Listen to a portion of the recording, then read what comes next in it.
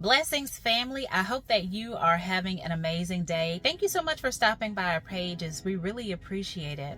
So I wanted to share a quick encouraging word from Hebrews chapter 4. And this particular chapter speaks about entering into the rest of God.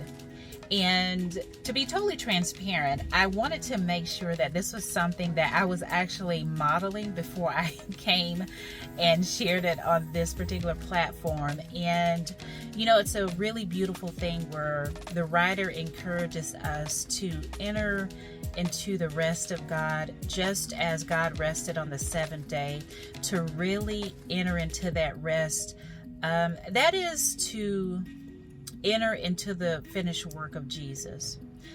The rest that He has provided through Jesus can manifest itself really in different areas of our lives if we allow it to, from our finances to our children, to our workplaces, to ministry, to business. Any area where we need the rest of God, the beautiful thing about it is it can manifest. It's one of those things where we have to allow the Lord access, though. And so the part about ceasing from the works of our hands, our quote-unquote righteousness, that we have to cease from that and allow Him to enter in that space. And so one of the interesting things that I have learned in just reading some of the commentary is I wanted to just understand what could hinder us from entering into that rest. And one of the things I read was unbelief. And that may seem very simple and elementary, but I thought to myself, how many times have I really, truly believed God about something that I've been praying about? And when He didn't answer the way I thought that He should, did I really take Him at His word? Do I still believe Him for what He has said He's going to do? And then another thing is disobedience.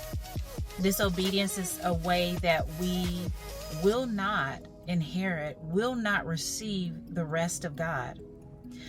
And it's an opportunity for us to really do inventory and assess where we are. We are at the middle of 2025 at the time of this video, and this is just really an invitation for us to assess where we are and allow the Lord more access to the areas where we think that we may have it under control, and really surrender those areas. And we're having an event that's coming up that may be a blessing to you in that regard, where we are crying out to the Lord, where we're seeking Him, where we're repenting from the works of our hands, trying to build things the way that we think that they should be built, trying to do things the way perhaps we've seen other people build things. And God is saying, no, surrender to me and allow me to do it. So check out our page for more information about that. But now, at this time, I just want to encourage you to really, really enter into the rest of God. And if you don't know how, the beautiful thing about Holy Spirit is that He's a wonderful teacher. He'll guide us every step of the way. He'll guide us into that surrender. He'll guide us into worship. He'll guide us into the Word. Whatever is needed for us to have that peace that we need and that rest that we need in this season of our lives, He'll guide us to that. So I pray that this blesses you tremendously, just that it just continues to bless my soul.